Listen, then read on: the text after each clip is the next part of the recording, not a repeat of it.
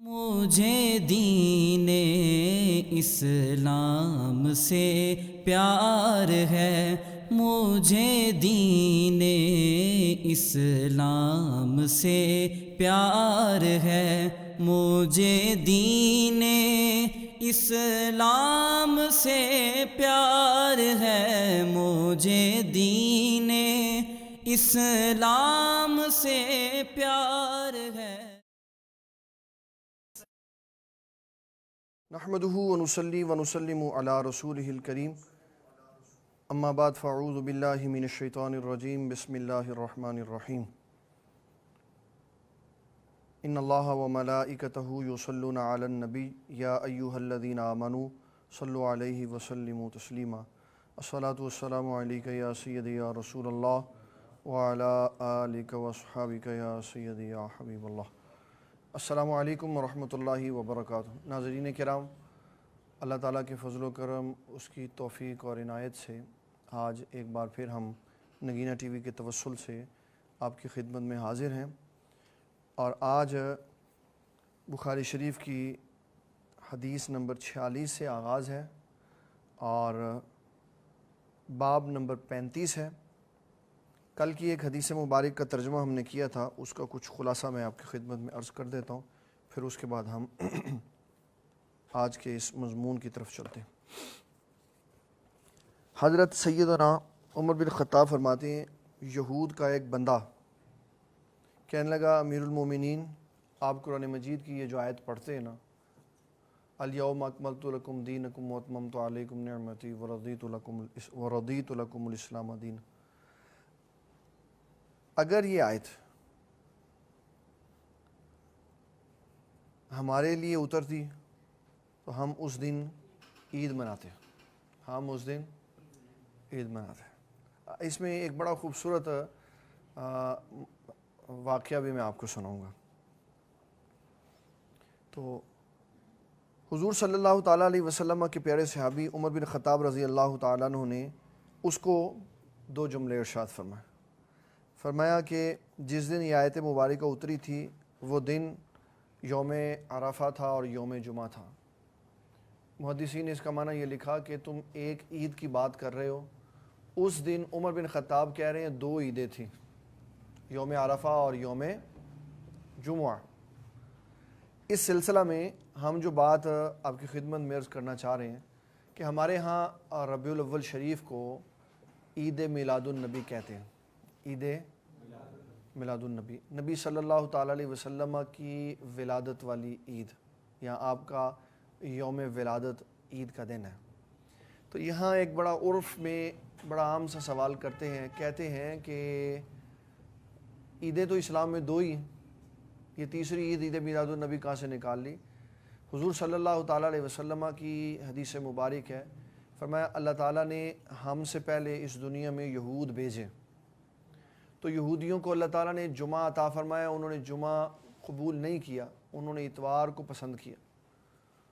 پھر عیسائی آئے، یہود آئے تو اللہ تعالیٰ نے ان کو جمعہ دیا تو انہوں نے ہفتہ پسند کیا۔ عیسائی آئے تو ان کو اللہ تعالیٰ نے جمعہ دیا، انہوں نے اتوار پسند کی۔ جب ہماری باری آئی، اللہ تعالیٰ نے ہمیں جمعہ عطا فرمایا، ہم نے جمعے ہی کو پسند فرمایا، تو اللہ نے ہمارے لیے جمعہ عید کا دن بنا دیا۔ اس اعتبار سے رسول اللہ صلی اللہ تعالیٰ علیہ وسلم کی اس حدیث کے مطابق 58 عیدیں اسلام میں اور ہیں، کیونکہ 58 جمعے آتے ہیں، یہاں 52 آتے ہیں۔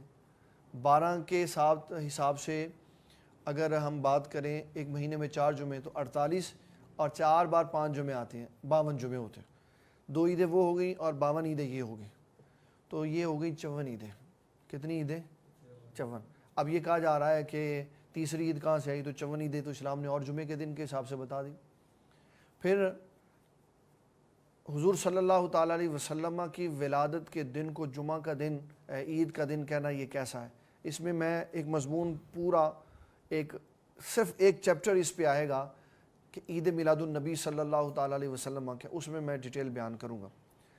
میں ایک بات عرض کر دیتا ہوں، جب عید میلاد النبی پر بات ہوتی ہے تو یہ روایت سنائی جاتی ہے، آیت سنائی جاتی ہے کہ عیسیٰ علیہ السلام کو اللہ تعالیٰ نے خان بھیجا بطور نعمت تو انہوں نے کہا لعید الاولنا و آخرنا، جب یہ خوان ہمارے لیے اترا تو ہمارے اگلوں اور پچھلوں کے لیے عید ہو گیا۔ تو کہتے ہیں ان کے لیے کھانا اترا تو ان کی عید ہو گیا، ہمارے پاس حضور صلی اللہ علیہ وسلم آئے تو ہماری عید ہو گئی۔ تو محدثین نے یہاں ایک اصول اور ضابطہ بتایا ہے کہ جب کسی شے کو کسی پر قیاس کریں گے تو مقیس اور مقیس علیہ کی جنس ایک ہونی چاہیے، یعنی جس کو قیاس کر رہے ہیں اور جس پر قیاس کر رہے ہیں جنس ایک ہونی چاہیے۔ تو ایک طرف کھانا ہے، ایک طرف امام الانبیاء علیہ السلام، تو جن سے ایک نہیں ہے تو قیاس درست نہیں۔ میں نے اپنے والد گرامی رحمۃ اللہ علیہ سے جب اس بات کا ذکر کیا تو فرمانے لگے کہ یہ آپ کو کس نے کہا کہ ہم نبی صلی اللہ تعالیٰ علیہ وسلم کا قیاس کرتے ہیں کھانے کے اوپر؟ یہ تو ہمارا قیاس ہے ہی نہیں۔ تو آپ نے ایک بڑا خوبصورت جملہ ارشاد فرمانے لگے، جس نے تجھے یہ کہا ہے نا وہ پڑھا لکھا آدمی؟ میں نے کہا جی ہاں وہ پڑھے لکھے ہیں۔ تو کہنے لگے ان کو کوئی ایک دفعہ پڑھ کے آؤ۔ کہنے لگے اللہ کے بندے، ہم تو کھانے کے اوپر حضور پاک کو قیاس نہیں کرتے، ہم تو کہتے ہیں ان کو نعمت ملی، کھانا نعمت ہے، ان کو نعمت ملی، انہوں نے عید منائی، ہمیں نعمت ملی تو ہم نے عید منائی۔ تو میں نے کہا کہ حضور صلی اللہ تعالیٰ علیہ وسلم نعمت ہے، یہ کس نے کہا؟ تو کہنے لگے بخاری نے کہا۔ دو مقامات پر امام بخاری رحمۃ اللہ علیہ نے، اور دونوں ہی الم تر الی الذین بدلوا نعمت اللہ، ایک کتاب الایمان میں کہا اور ایک کہا سورہ ابراہیم کتاب التفسیر میں، الم تر الی الذین بدلوا نعمت اللہ، کہ وہ لوگ جنہوں نے اللہ تعالیٰ کی نعمت کو بدل دیا۔ تو امام بخاری رحمۃ اللہ علیہ نے فرمایا الم تر الی الذین بدلوا نعمت اللہ ہوا محمد الرسول اللہ، کہ محمد صلی اللہ تعالیٰ علیہ وسلم اللہ کی نعمتوں میں سے سب سے بڑی نعمت ہے۔ تو حضور صلی اللہ تعالیٰ علیہ وسلم اللہ کی نعمت ہے، اور جب نعمت ملتی ہے تو نعمت پہ خوشی کا اظہار کرنا چاہیے۔ میں نے اس کے اوپر کوئی آپ کو مضمون نہیں سنایا، میرے پاس پورے 2-2.5 گھنٹے کے اس کے اوپر دلائل موجود ہیں۔ ہم جب کسی کتاب التفسیر میں جائیں گے نا، تو جب یہ آیت آئے گی الم تر الی الذین بدلوا نعمت اللہ، اس میں پھر میں آپ کو یہ تفصیل سے بتاؤں گا کہ ہم نبی صلی اللہ تعالیٰ علیہ وسلم کو نعمت کس طرح اور امام بخاری رحمۃ اللہ علیہ کس طرح کہتے ہیں۔ آج کی جو حدیث ہے وہ بہت اہم حدیث ہے، اور اس میں اس حدیث کو صرف اس کو پڑھ کے معنی کرنے والا اور اس کے اگل بغل کو چھوڑ دینے والا آج وہ بڑا پچھتائے گا کہ یہ میں نے کیا کیا، میں نے تو بخاری کی روایت بھی غلط سنائی اور میں نے وہ بھی نہیں حدیث سنائی جو مجھے سنانی چاہیے تھی۔ اب غور سے سننی ہے آپ نے بات۔ حدیث نمبر ہے 46 اور باب ہے 35واں، اور باب کا نام ہے باب الزکوٰۃ من الاسلام۔ پہلے اوپر آیا تھا کہ ایمان محبت رسول بھی ایمان میں سے ہے، نماز بھی ایمان میں سے ہے، اور زکوٰۃ اب آیا ہے زکوٰۃ بھی ایمان میں سے ہے۔ اور زکوٰۃ کے لیے امام بخاری رحمۃ اللہ علیہ نے جو حدیث پیش کی ہے وہ حضرت طلحہ بن عبید اللہ کی ہے۔ فرماتے ہیں کہ ایک وفد اہل نجد کا حضور صلی اللہ تعالیٰ علیہ وسلم کی بارگاہ میں حاضر ہوا۔ انہوں نے نبی صلی اللہ تعالیٰ علیہ وسلم سے اپنے حال احوال بھی ذکر کیے، اور انہوں نے کہا آپ ہمیں اسلام کے بارے میں بتائیں۔ آقا کریم صلی اللہ تعالیٰ علیہ وسلم نے فرمایا 5 صلوات فی یوم و لیلۃ، دن اور رات میں 5 نمازیں، دن اور رات میں 5 نمازیں۔ مرزا صاحب یہ ارشاد فرماتے ہیں کہ اس حدیث سے مراد ہے نمازوں کے فرائض، کیونکہ رسول اللہ صلی اللہ تعالیٰ علیہ وسلم نے فرمایا کہ تم پر اتنی نمازیں فرض ہیں، اور 5 نمازوں میں سے جو فرض ہوں گے وہ صرف مراد ہوں گے، 2 فجر کے، 4 ظہر کے، 4 عصر کے، 3 مغرب کے، 4 عشاء کے، یہ فرض صرف مراد ہوں گے، نفلی عبادت مراد نہیں ہوگی۔ کیونکہ آگے حدیث میں انہوں نے یہ پوچھا کہ حل علیہ غیرہا، حضور ان 5 نمازوں کے علاوہ بھی کوئی نماز فرض ہے؟ تو آقا کریم صلی اللہ تعالیٰ علیہ وسلم نے فرمایا لا الا ان تطوع، نفلی عبادت کوئی نہیں مگر جو تیری مرضی ہے۔ پھر پوچھا حضور صلی اللہ تعالیٰ علیہ وسلم نے فرمایا کہ نمازوں کے بعد روزے فرض ہیں تجھ پر 1 مہینے کے رمضان کے، تو کہا روزوں کے علاوہ بھی کوئی شے؟ تو فرمایا نہیں مگر جو تو نفلی رکھ سکتا۔ پھر فرمایا کہ زکوٰۃ کیا ہے؟ اس لفظ سے امام بخاری نے چیپٹر کا نام رکھا ہے کہ زکوٰۃ ایمان میں سے ہے، حضور صلی اللہ تعالیٰ علیہ وسلم نے فرمایا کہ اللہ تعالیٰ نے تیرے لیے زکوٰۃ فرض کی ہے. اس نے کہا حضور زکوٰۃ کے علاوہ بھی؟ آپ نے فرمایا کوئی شے نہیں مگر جو تو صدقہ کرے، جو تو نفلی کام کرے. فَأَدْبَرَ الرَّجُلُ فَهُوَ يَقُولُ وَاللَّهِ لَا أَزِيدُ عَلَىٰ هَٰذَا وَلَا أَنْقُصُ. وہ کھڑا ہوا اور جب وہ پیٹھ پھیر کے گیا نا، کیا کیا اس نے؟ ادبرا، رخ پھیر جانے کے لیے. اور عرب میں کوئی فرنٹ سے جائے کوئی بیک سے جائے اس کو ادبرا ہی کہتے ہیں. یہ اس لفظ سے یہ معنی نکالنا کہ کوئی اٹھ کے چلا گیا اور حضور کو پیٹھ کر کے گیا. یہ جتنے نجدی ملا ہیں نا سارے، سعودی عرب والے اور لال رومال والے، یہ سارے اس کا معنی یہ کرتے حضور کو پیٹھ کر کے گیا. حالانکہ ادبارہ کے معنی کے اندر مفسرین نے یہی معنی لکھا ہے کہ ادبارہ کا معنی اس شخص کے لیے استعمال نہیں ہوتا جو پیٹھ کر کے جاتا، یہ جانے والے شخص کے لیے مطلقاً بولا جاتا. جانے والے شخص کے لیے مطلقاً بولا جاتا ہے، چاہے وہ ایسے رخ کر کے گیا ہے چاہے وہ ایسے رخ کر کے گیا. ادبارہ کا لفظ اس کے لیے بولا جائے گا جو جاتا ہے، جو کیا کرتا ہے؟ ڈپارچر، جو جاتا ہے اس کے لیے ادبارہ کا لفظ بولا جائے گا.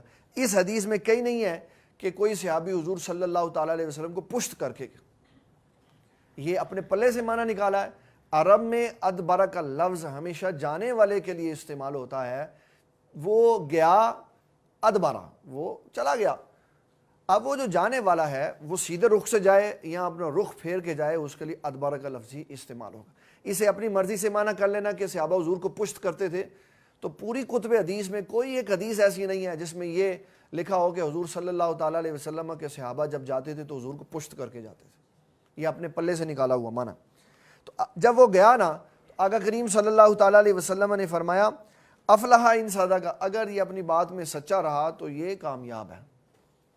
اس سے یہ معنی اخذ کیا کہ کیونکہ اس نے کہا میں صرف فرض پڑھوں گا، اس نے کہا میں فرض پڑھوں گا، نہ تو میں اس سے کمی کروں گا نہ زیادتی کروں. تو مراد مرزا صاحب نے اس سے یہ معنی لیا کہ حضور صلی اللہ تعالیٰ علیہ وسلم کے اس صحابی نے صرف فرض پڑھے.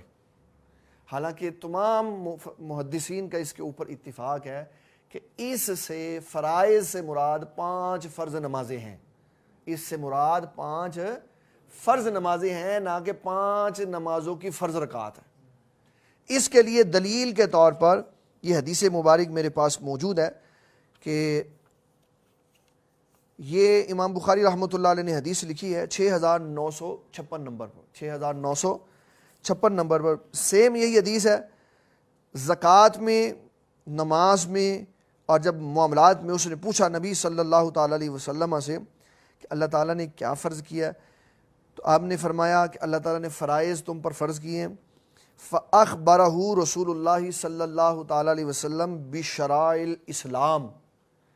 حدیث میں لفظ اس میں لفظ نہیں ہے، اس میں لفظ ہے کہ بشرائع الاسلام، اسلام کے شرائع.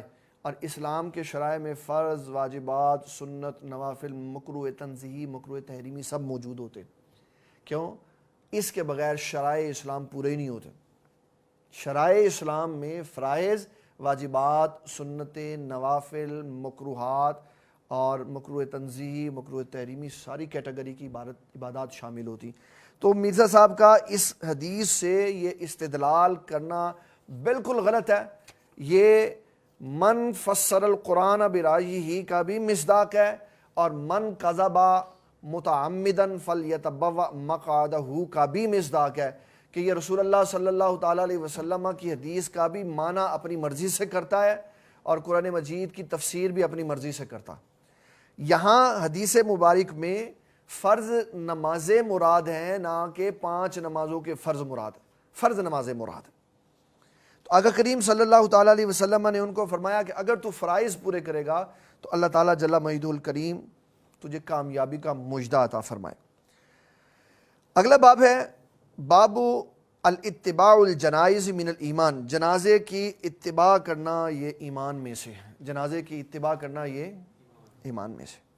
حضور صلی اللہ تعالیٰ علیہ وسلم نے ارشاد فرمایا، ابو ہریرہ راوی ہیں، فرماتے ہیں نبی اکرم شفیع معظم صلی اللہ تعالیٰ علیہ وسلم نے فرمایا من اتبع جنازۃ مسلم ایمانا و احتسابا وکان معہ یصلی علیہا ویفرغ يتفرغ من دفنها فإنه يرجع من الأجر بقراءتين كل قراءة مثل أحد. کہ نبی صلی اللہ تعالیٰ علیہ وسلم نے فرمایا جب کوئی مومن کی نماز جنازہ پڑھے اور پھر اس کو دفن کرے اور دفن کرنے تک ساتھ رہے تو اللہ تعالیٰ 2 قرات اس کو ثواب عطا فرماتا ہے. 2 قرات ثواب عطا فرماتا. اور خود نبی صلی اللہ تعالیٰ علیہ وسلم نے لفظ کے معنی کی تعیین فرما دی. فرمایا کل قرات مثل احد، ایک قرات احد پہاڑ کے برابر سونا تقسیم کرنا. 2 پورشن اس کے کر دیے. ایک وہ بندے ہیں جو نماز جنازہ پڑھنے کے لیے آئے اور پڑھ کے چلے گئے، ایک وہ ہیں جو تدفین تک ساتھ رہے. جو نماز جنازہ پڑھ کے چلا گیا اس کو ایک احد پہاڑ کے برابر سونا تقسیم کرنے جتنا ثواب ملا، اور جو تدفین تک ساتھ رکھا اس کو 2 احد پہاڑ سونا تقسیم کرنے جتنا ثواب رہا. پابندی صرف نماز جنازہ میں ہے کہ آپ نماز جنازہ پڑھیں، کیونکہ نماز جنازہ پڑھنے سے اللہ تعالیٰ آپ کو ثواب دے گا. اور جس کو ثواب کی زیادہ طلب ہے وہ تدفین تک ساتھ رہ سکتا ہے. اسلام نے تدفین تک ساتھ رہنے کی پابندی کا حکم نہیں ارشاد فرمایا. یہ اختیاری مسئلہ ہے کہ نماز جنازہ میں شریک کریں، اس کو اسلام نے پسند کیا اور تدفین کے مسئلے کو اختیاری کر دیا. چاہے تو ثواب کی خاطر تدفین میں چلے جائیں، چاہے تو مرضی ہے نہ جائیں. ایک قرات پہ مطمئن ہے تو 1 قرات ثواب لے لیں، اور اگر ثواب 2 قرات چاہیے تو پھر تدفین تک ساتھ رہنا چاہیے. پھر اس کے بعد ایک بڑا خوبصورت باب ہے. آقا کریم صلی اللہ تعالیٰ علیہ وسلم نے ایمان کی جو شان بیان فرمائی، اللہ اکبر اللہ، یہ ان لوگوں کے لیے حدیث بڑی قابل غور ہے جو بے خوف ہیں. حضور صلی اللہ تعالیٰ علیہ وسلم نے فرمایا، باب کا نام امام بخاری نے رکھا باب خوف المؤمن من ان يحبط عمله وهم لا يشعرون. مومن اس خوف میں ساری زندگی گزار دیتا ہے کہ کہیں میرے اعمال برباد نہ ہو اور مجھے شعور بھی نہ ہو اس کا. مومن بے دھڑک ہو کے نہیں رہتا. مومن، ہم نے جب کتاب بخاری کی حدیث نمبر 7 پڑھی نا، جس میں یہ حدیث کتاب الایمان کی حدیث پڑھی، الحیاء شعبۃ من الایمان، الایمان بضع و سبعون شعبۃ، اس میں نے یہ ذکر کیا تھا کہ رسول اللہ صلی اللہ تعالیٰ علیہ وسلم نے فرمایا ایمان کی 70 سے زیادہ شاخیں. اور علامہ بدر الدین عینی حنفی کے حوالے سے میں نے اس درس میں یہ بتایا تھا کہ مومن قضاء اور رضا، امید اور رجا، یہ ساری چیزوں کے ساتھ وابستہ رہتا ہے. اللہ کی مرضی پر بھی راضی رہتا ہے اور دنیا میں ڈرتا بھی رہتا ہے، اور جب فوت ہونے لگتا ہے تو اللہ سے پر امید ہو جاتا ہے کہ یا اللہ میں نے ساری زندگی تیری تابعداری میں گزاری، اب امید رکھتا ہوں کہ تو میری بخشش فرما دے گا. تو یہ باب ہے اور اس میں اس قدر خوبصورت حدیث ہے کہ آپ کی عقلیں دنگ رہ جائیں گی کہ نبی صلی اللہ تعالیٰ علیہ وسلم کے صحابہ کی زندگیاں کس طرح تھیں.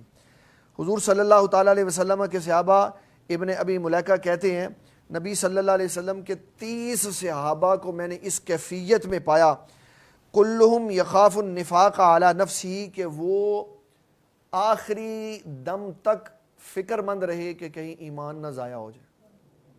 30 صحابہ کہ ایمان نہ ضائع ہو جائے.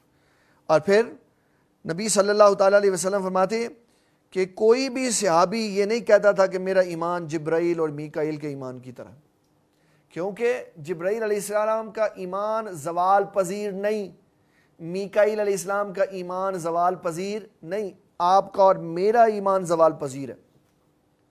جس رب نے ایمان دیا وہ مرنے سے پہلے ایمان لے بھی سکتا ہے واپس.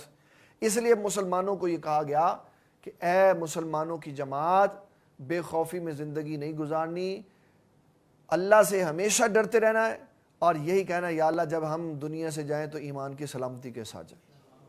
میں نے کبھی بھی کسی بھی اللہ تعالیٰ کے مقرب بندے کو یہ کہتے ہوئے نہیں سنا کہ یا اللہ میں جب دنیا سے جاؤں تو میرا جسم سلامت ہو. میں نے کسی کو یہ کہتے ہوئے نہیں سنا کہ یا اللہ جب میں دنیا سے جاؤں تو بڑا مال و متاع میرے پاس ہو، میں اپنی اولاد کے لیے بہت کچھ چھوڑ کے جاؤں، گاڑیاں، کوٹھیاں اور بنگلے اور یہ کچھ چھوڑ کے جاؤں. میں نے جب بھی کسی بزرگ کی زبان سے یہ جملہ سنا تو یہی جملہ سنا کہ یا اللہ جب ہم جا رہے ہوں تو ہماری زبان پہ کلمہ طیبہ جاری ہو، ایمان کی سلامتی ہو، کہ کہ ایمان کی سلامتی ہوگی تو اگلے جہاں میں اعمال کام آئیں گے، اور اگر ایمان سلامت نہیں رہے گا تو کوئی شے بھی کام نہیں آئے گی۔ تو ساری دنیا کے ایمان والوں کو یہ بات ذہن میں رکھنی چاہیے کہ ایمان کی سلامتی کی ہمیشہ دعا مانگیں۔ اب اس میں جو حدیث آئی ہے وہ میں آپ کو اس کی پوری ڈیٹیل سناتا ہوں۔ فرمایا کہ مومن بے خوف نہیں ہوتا، مومن بے خوف نہیں ہوتا، اور منافق اس طرح زندگی گزارتا ہے کہ ہمیشہ ہی بے خوف رہتا ہے۔ بے خوف کہتا ہے کوئی گل ہی نہیں، نبڑ لیں گے، ویکھی جائے گی، کیا دیکھی جائے گی؟ گھر کے حالات خراب ہو جائیں تو کچھ نہیں دیکھا جاتا، جان کے لالے پڑ جاتے ہیں، اور ایمان برباد ہو جائے گا تو کیا دیکھا جائے؟ وہاں جب قبر کے اندر گرز پڑیں گے تو کیا دیکھا جائے گا؟ کوئی آواز نہیں باہر آتی بابا۔ میں نے پریکٹیکل لائف میں یہ تجربات کیے ہوئے ہیں۔ جب کبھی میں گھر میں اکیلا رہ جاتا ہوں تو میں دروازے اور لائٹیں بند کر کے خود کو محسوس کرتا ہوں کہ مجھے یہاں وحشت ہو رہی ہے۔ پھر میں خیال کرتا ہوں کہ قبر تو اس سے بھی تنگ ہے، قبر اس سے بھی تنگ ہے۔ کھلی بعد میں ہوگی، کھلی بعد میں ہوگی، پہلے وہ تنگ ہے، پہلے وہ تنگ ہے۔ جب آپ نے میت کو قبر میں لٹانا ہے تو وہ 2.5 فٹ کی ہے اور 6 فٹ کی ہے، وہ تنگ ہے۔ آپ کے اور میرے اچھے اعمال نے اس کو کھلا کرنا ہے۔ یہ دنیا عمل کے لیے، اگر ہم یہاں عمل نہیں کریں گے تو قبر تنگ کی تنگ رہ جائے گی، بلکہ اس سے بھی تنگ ہو جائے گی۔ رسول اللہ صلی اللہ تعالی علیہ وسلم نے فرمایا جب یہ استقبال کرتی ہے تو میت کو دباتی ہے۔ دو شخصیات کو قبر میں نہیں دبایا گیا، ایک فاطمہ بنت اسد کو جو حضرت علی المرتضیٰ رضی اللہ تعالی عنہ کی والدہ تھی، اور ایک سعد بن معاذ کو قبر نے نہیں دبایا۔ باقی ہر شخص کو قبر میں، انبیاء سے مستثنیٰ ہیں، سارے انبیاء سے مستثنیٰ ہیں، صحابہ سے، جلیل القدر خلفائے راشدین اس سے مستثنیٰ ہے۔ کوئی یہ نہ سمجھے کہ بھئی ان کو بھی تو دبایا ہوگا، اور اگر ان کو دبایا ہوگا تو پھر اسی طرح کا دبایا ہوگا جس کے بارے میں حضور پاک صلی اللہ علیہ وسلم نے وضاحت فرما دی کہ قبر ایسے بچے کو ایسے دباتی ہے اپنی میت کو جس طرح ماں محبت سے بچے کو گود میں دباتی ہے، اس کو سکون اور راحت ملتی ہے۔ اور کافر اور منافق کو ایسے دباتی ہے کہ دائیں طرف کے اضلاع بائیں طرف میں داخل ہو جاتے، ہڈیاں، دائیں طرف کی ہڈیاں بائیں طرف میں گھس جاتی۔ تو فرمایا کہ مومن ہمیشہ خوف میں رہتا ہے اور منافق ہمیشہ بے خوف رہتا ہے۔ اس کو یہی فکر رہتی ہے کہ میں جناب کہیں میرا ایمان نہ ضائع ہو جائے۔ میں نے ایک اللہ تعالیٰ جل مجد الکریم کے بڑے جلیل القدر اور مقرب بندے کو دیکھا، موقع ملا ان کے پاس جانے کا، تو وہ پگڑی باندھ رہے تھے شیشے کے سامنے، تو پھر انہوں نے اپنے چہرے کو میرے سامنے ایسے کیا۔ میں نے کہا حضرت جی یہ آپ کیا کر رہے ہیں؟ کہہ رہے ہیں یار میں بڑا گناہ گار ہوں، ہر روز صبح اٹھ کے شیشہ دیکھتا ہوں کہ میرے چہرے پہ لعنت تو نہیں پڑ گئی، کہ میرے چہرے پہ لعنت تو نہیں پڑ گئی۔ اور ہم تو کام ہی لانتیوں والے کرتے، ہم تو کام ہی بے دینی والے کرتے، ہمارے سے تو لوگوں کی عزت بھی محفوظ نہیں، ہمارا تو کردار بھی اچھا نہیں۔ ساری دنیا میں سب سے بڑھ کے بدکار اور چور اور ڈاکو، جتنی دنیا میں بیماریاں ہیں نا علت گناہوں کی، وہ سب ہمارے اندر پائی جاتی۔ پھر ہم کیسے امید رکھتے ہیں کہ ہم خیر سے چلے جائیں؟ خیر سے جانے کے لیے ایک ہی راستہ، وہ ہے حضور صلی اللہ علیہ وسلم کی تابعداری، بس اس سے بڑھ کے کوئی راستہ نہیں ہے۔ جو جتنا حضور صلی اللہ تعالیٰ علیہ وسلم کی تابعداری میں آتا جاتا ہے وہ اتنا ہی لرزتا جاتا، اس کے اوپر اتنا ہی خوف طاری ہو جاتا ہے۔ کس بات کا؟ اس بات کا نہیں کہ ہم نے مرنا ہے، اس بات کا کہ جو ہم نے زندگی میں کیا ہے اس کا اللہ کو جواب دینا ہے۔ موت سے نہیں ڈرتے وہ، حضرت ابو بکر صدیق موت سے نہیں ڈرے، عمر بن خطاب، عثمان غنی، علی المرتضیٰ، خالد بن ولید موت سے نہیں ڈرے، بلکہ خالد بن ولید تو کہتے ہوتے تھے کہ میں جب میدانوں میں اے موت تجھے تلاش کرتا رہا تو وہاں پر نہیں میرے سامنے آئی، اور آج جب میں بستر مرگ پہ ہوں تو پھر تو میرے سامنے آ گئی۔ وہ تو استقبال کرتے تھے موت کا، لیکن ڈرتے اس شے سے تھے کہ ہم نے جو زندگیاں گزاری ہیں اللہ کو جا کے کیا جواب دے. یہ مومن کا معیار ہے کہ مومن ساری زندگی خوف کھاتا رہے کہ یا اللہ ایمان کی سلامتی سے زندہ رکھنا، ایمان کی سلامتی کے ساتھ دنیا سے رخصت کرنا، کہ یہ نہ ہو کہ جاتے ہوئے ایمان ہی برباد ہو جائے. یہ دعا ہے جو اسلام نے ہمیں سکھائی ہے کہ ہر وقت یہ دعا کرتے جاؤ. اور کہا توبہ کے اوپر کوئی کمپرومائز نہیں. گناہوں ساتھ ہی توبہ کر لو، گناہوں ساتھ ہی توبہ کر لو، گناہوں ساتھ ہی توبہ کر لو. یہ نہ کہو رمضان شریف آئے گا تو پھر توبہ کر، حج تے جاؤں گے تو پھر توبہ کر. پتہ نہیں ہو سکتا ہے موقع ہی نہ ملے. گناہوں فوری توبہ کر، گناہوں فوری توبہ کر لو. یہ اسلام ہے. اور نبی صلی اللہ تعالیٰ علیہ وسلم نے کتنا خوبصورت ایک اور بھی پیغام فرمایا. یہ حدیث شریف ہے، یہ آیت کریمہ ہے. اللہ تعالیٰ جل مجید الکریم ارشاد فرماتا ہے والذین اذا فعلوا فاحشۃ او ظلموا انفسهم ذکروا اللہ فاستغفروا لذنوبہم. فرمایا وہ لوگ جب ان سے کوئی گناہ کا کام ہو جاتا ہے یا اپنی جانوں پہ ظلم کرتے ہیں تو فوری طور پر اللہ تعالیٰ کو یاد کر کے توبہ کرتے ہیں. شیخ شہاب الدین سہروردی کا ایک جملہ سناتا ہوں. لوگ صوفیہ کی بات ہی نہیں سمجھ پاتے، پھر بات کرتے ہیں وہ ایڈا وڈا بزرگ سی اے کی کیتا ہونا تو گل سمجھ لانی سی. شیخ شہاب الدین سہروردی رحمۃ اللہ علیہ فرماتے ہیں کوئی شخص اس وقت تک مرید کامل نہیں بن سکتا جب تک کہ ایک لمبا عرصہ اس کا بائیں کندھے والا فرشتہ گناہ لکھنا نہ چھوڑ دے. پیر بننا تو بڑی دور کی بات ہے، مرید نہیں بن سکتا کہ جس کا تو پوچھا مریدوں نے سرکار اس کا مطلب ہے وہ گناہ چھوڑ دے گا؟ نا نا نا نا بندہ تو بنا ہی نسیان سے، غلطی سے بنا ہوا، یہ کیسے گناہ چھوڑ سکتا؟ تو کہا پھر اس کا کیا مطلب؟ ایک طرف یہ بات کہہ دی، ایک طرف یہ بات. کہا اس کا مطلب یہ ہے کہ توبہ کرنے میں اتنی جلدی کرنے والا ہو کہ فرشتے کو لکھنے کا موقع نہ دے، جو ہی گناہ ہو پھر توبہ کر لے، فرشتے کو لکھنے کا موقع نہ. یہ ہے مرید کامل. یہ نہیں اس کا معنی کہ وہ گناہ ہی نہیں کرتا تو پھر وہ انسانوں سے نکل کے تو فرشتوں میں چلا گیا. فرشتے نہیں کرتے گناہ، انسان تو گناہ کرتے. کہا دیر نہ کرے، جو ہی گناہ ہو جائے فرشتے کے لکھنے سے پہلے پہلے اللہ کی بارگاہ میں توبہ کر، اس کو نہ ہلنے دے. یہ ہے مومن کا معیار کہ وہ گناہ کرنے کے بعد پھر گناہ کے اوپر مصر نہیں ہو جاتا. ہم تو گناہ دیکھ لیں تو اس کے اوپر مصر ہو جاتا ہے، میں چھڑنا نہیں گا تو کیتا کیوں؟ تو پھر ہم فرشتے بن جاتے ہیں. ہم تو انسان ہیں، انسان سے گناہ ہو جاتا ہے، انسان سے غلطیاں ہو جاتی ہیں. اور جب انسان سے غلطی ہو جائے تو اسلام نے بتایا توبہ کر لو. کیا کر لو؟ توبہ کر. جب توبہ کر لو گے تو پھر توبہ کرنے کے بعد پھر صحیح ہو جاؤ. صحیح ہو جاؤ گے تو اللہ تعالیٰ مہربانی کر. کتنے بڑے بڑے اولیاء کرام ماضی ان کی دیکھیں تو پھر پتہ چلتا ہے کہ عروج تب ملا جب سچی توبہ کی. عروج تب ملا جب سچی توبہ کی. تو اسلام نے یہ بڑا خوبصورت ایک مضمون رکھا ہوا. پھر اس کے بعد فرمایا کہ یہ اسی چیپٹر کی دوسری حدیث ہے، حضرت عبداللہ راوی ہیں، اور جہاں عبداللہ کا ذکر ہوتا ہے اس سے مراد عبداللہ ابن مسعود. رسول اللہ صلی اللہ تعالیٰ علیہ وسلم نے فرمایا سباب المسلم فسوق وقتالہ کفر. مومن کو گالی دینا یہ فسق ہے، گناہ ہے.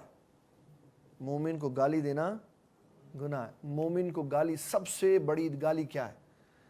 پوری کتب حدیث میں اس سے بڑی گالی نہیں ہے کہ مومن کو کافر کہہ دیا جائے. مومن کو کافر کہہ دیا جائے، جا تو کافر ہے، تو لانتی ہے، تو یہودی ہے. کیا ہے؟ مومن کو کہہ دینا تو یہودی ہے. یہ سب گالیوں میں سے سب سے بڑی گالی. ماں بہن کی کسی نے مسلمان کو گالی نکالی نا تو اسلام اس کو بھی پسند نہیں کرتا، لیکن یہ سب سے بڑی گالی نہیں ہے. سب سے بڑی گالی ہے مسلمان کو کافر کہہ دے.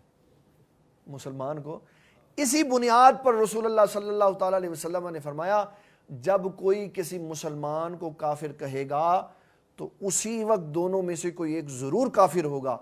پوچھا حضور اس کا کیا معنی ہے؟ فرمایا اگر اس کو کافر کہنے والا صحیح کہہ رہا ہے وہ کافر ہے تو وہ کافر ہے، اور اگر وہ مومن ہے تو کہنے والا خود کافر ہو جاتا.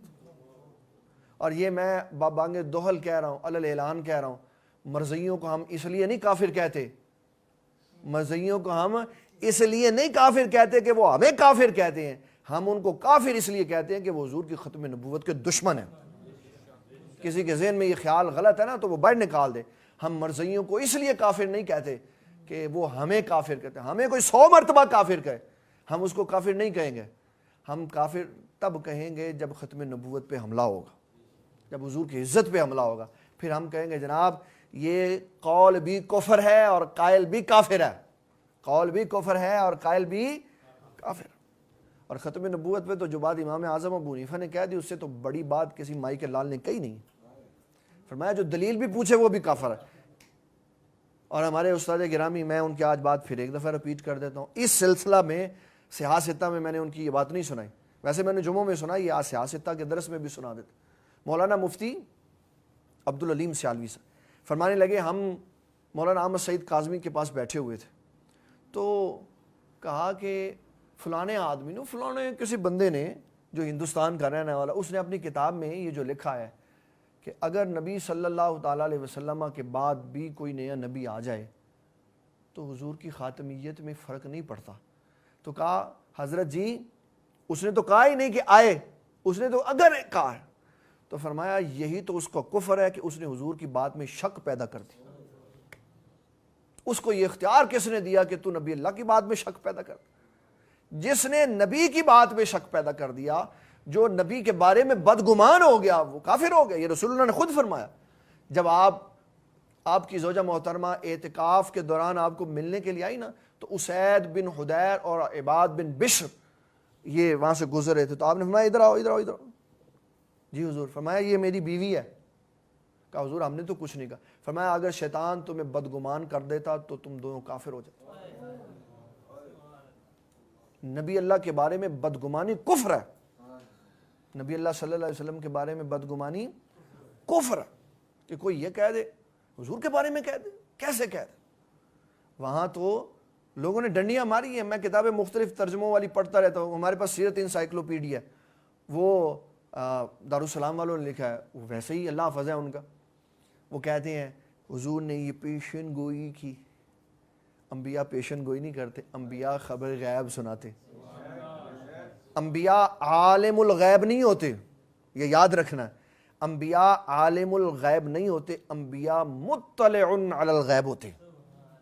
کیا ہوتے ہیں؟ مطلع علی الغیب ہوتے. وما کان اللہ لیطلعکم علی الغیب. اللہ اپنے نبیوں کو غیب پر مطلع فرماتا. کتنا فرماتا ہے؟ وہ دینے والا جانے اور لینے والا جانے. اور انبیاء کو غیب کا علم ہوتا ہے. قرآن کی نص ہے, سورۃ التکویر ہے, وما هو علی الغیب بالضنین.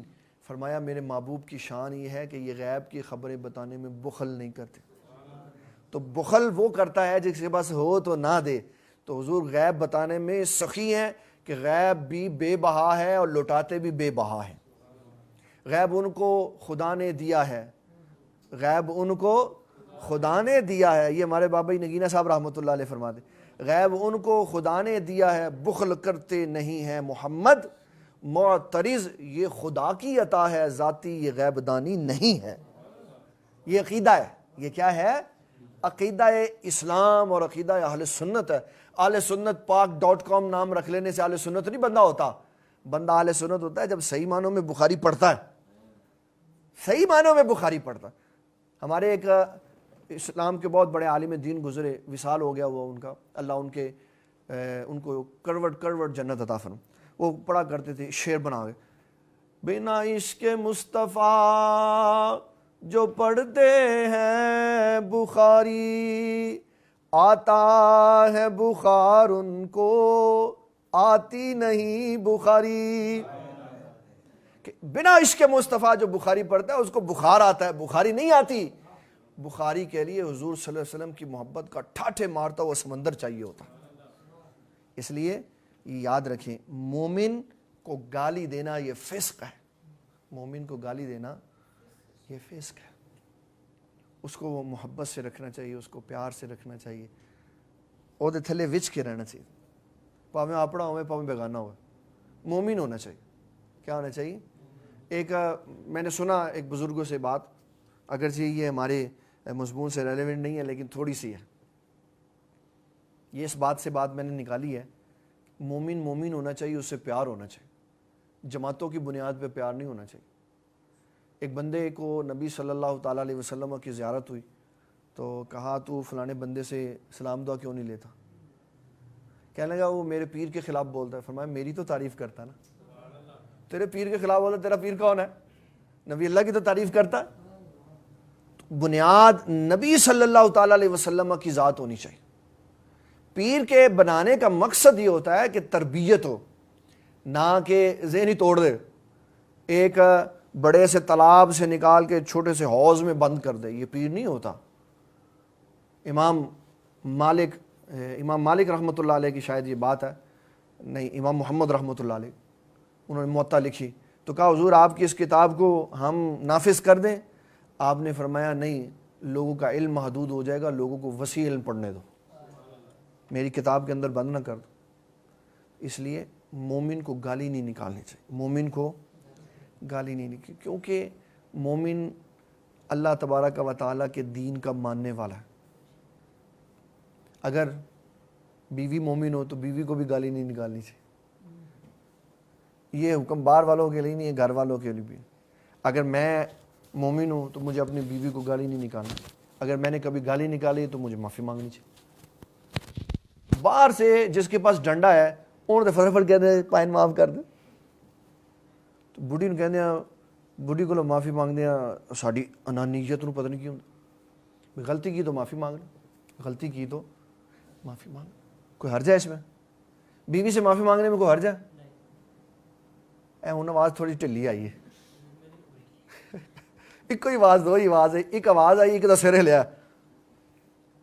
ہاں جی سلیم صاحب نہیں کہتے نہیں معافی نہیں مانگنی چاہیے. اللہ اکبر اللہ اکبر. اگر پولیس والا ہمیں راستے میں کوئی ہمیں کہ جناب تاڑی میں من معاف کر دو، میرا نا لائسنس کہاں رہے گا جناب من معاف کر، آج چھاڑ دو، تو وہ طاقت والا ہے نا، تو اس لیے اس سے معافی مانگے. تو پتہ ہے بڈھی نے پیر تھلے رکھ کے مارنا، تو وہ کو کیوں نہیں معافی مانگی؟ وہ بھی معافی مانگ اور کہا بھلی لوگ ہے تیری مہربانی، تو سارے کار کا حصہ ہے، تو ناراض ہو جائیں گی. تو بات یقین مانے بیوی سے معافی مانگنا اتنا مشکل ہے، اتنا مشکل ہے کہ نفس سارے کا سارا ہی مجروح ہو جاتا. وہ تو میں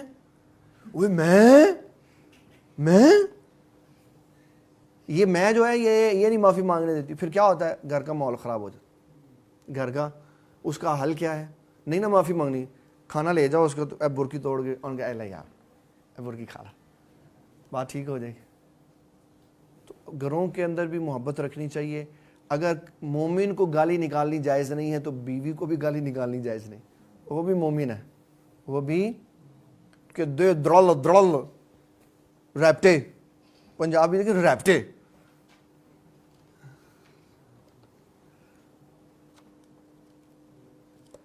اچھا اس لیے اپنے گھر میں بھی رسول اللہ صلی اللہ تعالیٰ علیہ وسلم نے کتنا خوبصورت جملہ ارشاد فرمایا، خیرکم لأہلی وَأَنَا خَيْرُكُمْ لِأَهْلِي. فرمایا تم میں سے بہترین وہ ہے جو اپنے گھر والوں سے سب سے اچھا ہے، اور تم سب میں اپنے گھر والوں کے ساتھ سب سے اچھا ہوں. بیوی بھی مومن ہے، اس کو بھی گالی نہ تیری ایسی تھی تیسی نہیں، یہ تہذیب کے خلاف ہے. نہ اس کو گالی نکالنی چاہیے، نہ اس کے ماں باپ کو گالی نکالنی چاہیے، نہ اس کے بہن بھائیوں کو گالی نکالنی چاہیے. ہمارے بابا جی نگینہ صاحب رحمۃ اللہ اتنے محبت والے تھے، فرماتے تھے سورے جڑے ہوندے نا، سورے ماں باپ تو سر کے تاج ہوتے ہیں، ماں باپ تو سر کے سورے جڑے ہوندے نے. آپ فرماتے تھے سورے تے گدراں نوں بھی پیارے ہوندے، سورے تے گدراں نوں بھی پیارے ہوندے نے. تو انسان تو پھر انسان ہے. نبی صلی اللہ تعالیٰ علیہ وسلم کے صحابہ کو حضور صلی اللہ تعالیٰ علیہ وسلم کے سسرالیوں سے اتنا پیار ہوتا تھا. اب تصور کر سکتے ہیں کہ صحابہ حضور کے نواسوں کو کچھ کہتے ہوں گے، جن کو حضور کے سسرال والوں سے اتنا پیار تھا کہ جب سیدہ صفیہ غزوہ خیبر سے واپسی پہ حضور کی زوجیت میں آئیں اور نکاح میں آئیں، تو مسلمانوں کے پاس اس وقت خیبر کے یہودیوں کے 1000 بندے، مرد اور عورت، غلام اور لونڈیاں تھے. مسلمانوں نے دیکھا کہ اس کے جو سردار کی بیٹی حضور کی بیوی بن گئی اور یہ سارے حضور کے خاندانی اور سسرالی بن گئے، تو ساروں نے 1000 کا 1000 بندے ہی آزاد کر دی. کہ حضور کے سسرالی ہوں اور ہمارے غلام بن جائیں، یہ کیسے ہو سکتا؟ تو جو حضور کے سسرالیوں سے اتنا پیار کرتے صحابہ، وہ تو آپ کے بچوں کو کندھوں پہ بھی بٹھاتے اور سر پہ بھی بٹھاتے تھے۔ یہ کہہ دینا کہ نہیں انہوں نے انج کیتا جی، انہوں نے سیدہ فاطمہ کو تکا دے دیتا جی تو یہ کر دیتا، شرم کرو یار۔ یہ ہیں صحابہ۔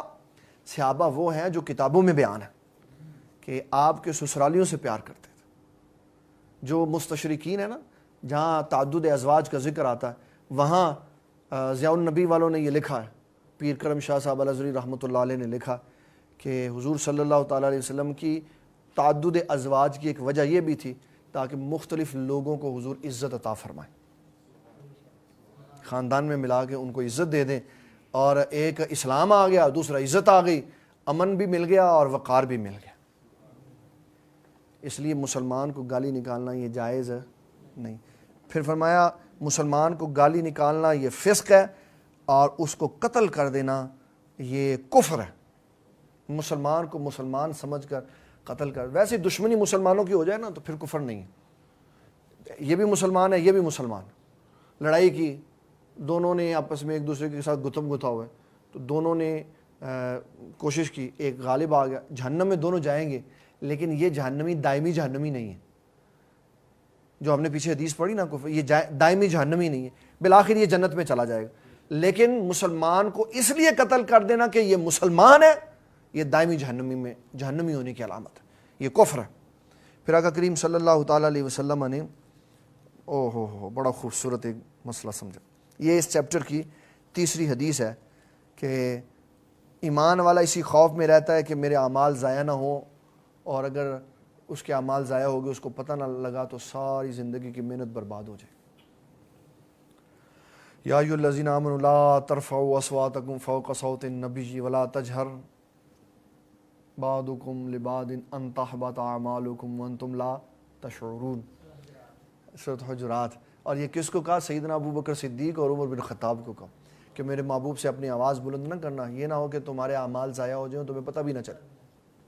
اللہ تعالیٰ اپنے نبی صلی اللہ علیہ وسلم کے معاملے میں کسی شخص سے نہیں ڈرتا، وہ سیدھی سیدھی بات کہہ دیتا۔ اس باب کی تیسری حدیث، حضرت عبادہ بن صامت کہتے ہیں نبی صلی اللہ تعالیٰ علیہ وسلم تشریف لائے خبر دینے کے لیے کہ یہ والی رات، یا خبر دینے کے لیے کہ فلاں رات لیلۃ القدر ہے، فلاں رات لیلۃ جب آپ آئے تو مسلمانوں کے دو بندے آپس میں الجھ رہے تھے۔ آقا کریم صلی اللہ علیہ وسلم نے فرمایا انی خرجت لأخبرکم باللیلۃ القدر، میں باہر اس لیے آیا تھا کہ میں تمہیں خبر دوں کہ لیلۃ القدر کب ہے۔ اب تم دونوں فلاں فلاں آپس میں لڑ رہے تھے، فرفعت، اٹھا لی گئی، ایسا مانا کہتے ہیں پلا دیتی، رفع یرفع رفعن و رفعتن، فرمایا فرفعت، وہ جو مجھے بتایا تھا نا کہ فلاں رات لیلۃ القدر ہے، وہ علم اٹھا لیا گیا، بلا نہیں دیا گیا، اٹھا لیا گیا۔ اور اگر نبی اللہ صلی اللہ علیہ وسلم کے لیے بلا کا بھی لفظ کہیں استعمال ہوا ہے نا، تو یہ یاد رکھیے گا، عقائد میں یہ بات بالکل کلیئر ہے۔ احکام شرع کے لیے اللہ انبیاء پر نسیان طاری کر دیتا ہے، انبیاء خود نہیں بھولتے، انبیاء خود نہیں بھولتے۔ اللہ تعالیٰ احکام شرع کی وضاحت کے لیے، کسی حکم کے نازل ہونے کے لیے کبھی کبھی انبیاء پر نسیان طاری کر دیتا ہے۔ پھر جب وہ بات ہوتی ہے تو پھر اچھا ایسے کرنا تھا، اب ایسے کر لو، وہ اس حکم شرعی کے لیے۔ جس طرح کہ آیا نبی صلی اللہ تعالیٰ علیہ وسلم نے نماز پڑھائی تو 5 رکعتیں پڑھا دی، صحابہ نے عرض کی حضور 5 آج نماز میں تبدیلی کر دی کچھ؟ فرمایا نہیں۔ کہا حضور آج ہم نے 1 رکعت زیادہ پڑھ لی۔ تو فرمایا سجدہ صاحب کر لو۔ بتایا کہ اگر زیادتی ہو جائے تو سجدہ صاحب کرنے سے نماز درست ہو جائے۔ یہ خیر میں سجدہ صاحب کے چیپٹر میں جا کے بتاؤں گا کہ سجدہ صاحب کتنی قسم کا ہوتا ہے اور اس کو کرنے کا کیا طریقہ کار ہے۔ تو حضور صلی اللہ تعالیٰ علیہ وسلم نے فرمایا کہ مجھے بتائی گئی، پھر اس کا علم اٹھا لیا۔ عسیٰ ان یکون خیرا لکم، فرمایا خیر تمہارے لیے قریب ہے۔ اور آقا کریم صلی اللہ تعالیٰ علیہ وسلم نے جو اس کے اوپر جملہ ارشاد فرمایا، اس کا مطلب یہ تھا کہ اس لیلۃ القدر کا اٹھا لینا تمہارے لیے بہتر ہے۔ اب کیا کرو؟ فرمایا اب تم تلاش کرو اس کو 27 میں، 28 میں، 7، 8 اور خمس، 25 میں، 27 میں اور 29 میں، 25 میں، 27 میں اور 29ویں شب میں اس کو تلاش کرو۔ اس کو چھپا کیوں دیا گیا؟ اس کو چھپا اس لیے دیا گیا تاکہ لوگ اس کی تلاش میں جاگیں، عبادت زیادہ کریں۔ کیا کریں؟ عبادت زیادہ۔ یہ اس چیپٹر کی آخری حدیث تھی۔ یہ لیلۃ القدر کے اوپر ہم نے اگلے ہفتے والے دن بھی یہ بات کی تھی کہ ہمیں جمعے والے دن کہ اس کے اوپر ایک پراپر ٹاپک پہ ہم بات کریں گے انشاءاللہ، کہ لیلۃ القدر اور لیلۃ البرات اور لیلۃ المعراج یہ ایک رات ہے یا علیحدہ رات ہے۔ اگلی حدیث ہے، نبی اکرم شفیع معظم صلی اللہ تعالیٰ علیہ وسلم بیان فرماتے ہیں، راوی ہیں حضرت ابو ہریرہ رضی اللہ تعالیٰ عنہ۔ اس بخاری میں راوی ہیں حضرت ابو ہریرہ، مسلم کے راوی ہیں، مسلم شریف میں یہ جو حدیث ہے اس کے راوی ہیں حضرت سیدنا عمر بن خطاب، مشکات میں اس حدیث کے راوی ہیں عمر بن خطاب، یہاں بخاری میں اس کے راوی ہیں حضرت ابو ہریرہ رضی اللہ تعالیٰ۔ فرماتے ہیں ایک دن بڑا خوبصورت دن چڑھا تو حضرت جبرائیل علیہ السلام آئے، سیدھا ہی کہہ دیتا حضرت جبرائیل علیہ السلام، جبکہ مشکات میں حدیث ہے اذ طلع علینا رجل شدید بیاض الثیاب و شدید سواد الشعر لا یری علیہ اثر السفر ولا یعرف منا احد۔ یہ پوری تفصیل بیان کر کے آخر میں حضور نے پوچھا یا عمر وتدری من السائل، عمر یہ جو بندہ سوال کر رہا تھا اس کو جانتے ہو؟ تو کہا حضور اللہ و رسول عالم، اللہ جانے، اللہ کے رسول جانے۔ تو آقا کریم صلی اللہ تعالیٰ علیہ وسلم نے فرمایا آتا جبریل و آتاکم یعلمکم دینکم، یہ جبریل علیہ السلام تھے، تمہیں تمہارا دین سنانے آئے تھے۔ وہاں بات پردے میں رکھی، حضرت ابو ہریرہ نے پہلے ہی بتا دیا جبریل آئے۔ کہا انہوں نے کہا ایمان کیا ہے؟ تو آپ نے فرمایا ان تؤمن باللہ و ملائکتہ و بلقائہ و رسلہ و تؤمن بالبعث، کہ تو ایمان لائے اللہ پر، اس کے فرشتوں پر اور اس کی ملاقات پر، اس کے رسولوں پر اور آخرت کے دن پر، یعنی مرنے کے بعد جی اٹھنے۔ یہ ساری حدیث وہی ہے جو مشکات شریف میں موجود ہے اور ہم نے متعدد بار یہ حدیث مبارکہ سنی۔ اس میں ایک بڑا خاص ٹاپک ہے جس کو کہتے ہیں خبر غد، خبر غد، آنے والے وقت کی خبر، اور اس کے اندر انہوں نے آیت جو دی ہے وہ ہے ان اللہ عندہ علم الساعہ، سورہ لقمان کی آیت نمبر 34۔ یہ ہم خبر غد ذکر کریں گے کتاب الجہاد میں غزوہ بدر کے چیپٹر میں، وہاں پہ حضور صلی اللہ تعالیٰ علیہ وسلم کی غیب کی خبریں ساتھ موجود ہوں گی کہ آپ نے آنے والے وقت میں نشان لگا کے بتائے عتبہ یہاں مرے گا، شیبہ یہاں مرے گا، ابو البختر یہاں مرے گا، فلاں یہاں مرے گا، فلاں یہاں مرے گا۔ اس ضمن میں پھر ہم اس آیت کو ڈسکس کریں گے۔ اس میں جو سب سے اہم بات سمجھائی گئی وہ یہ تھی کہ ان تعبد اللہ کانک تراہ فإن لم تکن تراہ فإنہ یراک، اللہ تعالیٰ کی عبادت ایسے کرو کہ تم اللہ کو دیکھ رہے ہو، اور اگر اس مقام پر نہ پہنچ سکو، یہ کیفیت نہ طاری ہو کہ تم اللہ کو دیکھ رہے ہو، تو کم از کم یہی خیال کر لو کہ اللہ تمہیں دیکھ رہا۔ یہ عبادت کا صحیح طریقہ کار ہے کہ نماز میں انسان اس طرح اللہ کی بارگاہ میں کھڑا ہو کہ اللہ دیکھ رہا، اللہ تعالیٰ۔ ویسے تو ہر وقت ہی اس کو یہ خیال کرنا چاہیے، اور جب جب بندہ مومن کے دل میں دنیا کا کوئی کام کرتے ہوئے یہ خیال آ جائے کہ میرا رب مجھے دیکھ رہا ہے، تو خیانت اور دکھلاوا اور گناہ اور بدکاریاں اور زناکاریاں سب ختم ہو جاتی۔ یہ کام گناہ کے ہوتے ہی تب ہیں جب وہ وقتی طور پر یہ بھول جاتا ہے کہ اللہ دیکھ رہا، پھر وہ گناہ میں کہتا کوئی گال نہیں، معافی مانگ رہا، نہیں بابا پتہ نہیں بعد میں موقع ملنا کہ نہیں، ابھی موقع ہے توبہ و استغفار کا، ابھی موقع۔ ہمارے ایک ادھر پروفیسر صاحب رہتے ہیں، پروفیسر محمد طاہر صاحب، تو کہنے لگے ایک لڑکا اپنے باپ کے ساتھ بیٹھا ہوا تھا ٹیبل پہ، دوست ان کا چائے پی رہا تھا، ایسے باپ نے ایسے بات کی اور چائے پی ایسے رکھی، بیٹے سے بات کر رہا اور بیٹے کو یہ پتہ ہی نہیں چلا کہ باپ کی روح کب کی نکل گئی ہوگی، کوئی بیماری نہیں، کوئی آنکھیں کھلی ہیں، وہ سمجھ رہا ہے شاید مجھے دیکھ رہا ہے۔ موت، میں اس کا انالیسز اپنے ساتھیوں کو اس طرح کرواتا ہوں کہ تھوڑا آنکھیں بند کر کے پیچھے چلے جائیں۔ جس دن حرم شریف میں کرین گری، اس کا کلپ آیا، ایک بابا جی کا بیگ رہ گیا تھا، تو وہ پہلے گئے، پھر وہ واپس پلٹے بیگ لینے کے لیے، تو اوپر سے کرین نے اس کے ٹکڑے کر دیے. یہ دکھایا انہوں نے کلپ کے اندر. اس کو موقع نہیں ملا، اتنی تیزی سے کرین گری، اتنی تیزی سے کرین گری کہ بابے کو ایسے سے ایسے ہلنے کا موقع نہیں ملا. تو بابا اس کرین سے ارب ہا گنا تیز رفتار ملک الموت کی.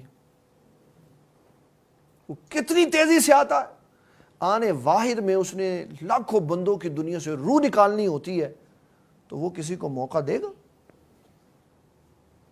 وہ دے گا ٹائم کہ بھائی تو ذرا سیدھا ہو کے بیٹھ لے، تو ذرا اٹھ لے، تو یار توبہ کر لے، میں تجھے موقع دیتا ہوں. نہ بابا، آج توبہ کرو، آج موقع ہے. اور چھوٹے چھوٹے ایشوز کو، رائی کے دانے کو پہاڑ نہیں بنانا چاہیے، گھر خراب ہو جاتے ہیں. محبت سے، حسن سلوک سے، پیار سے چلنا چاہیے تاکہ گھر حسن سلوک والے رہیں. اگر گناہ ہو جائے تو توبہ کر لیں، گناہ ہو جائے تو توبہ کر لیں. اور جو بھی ہے،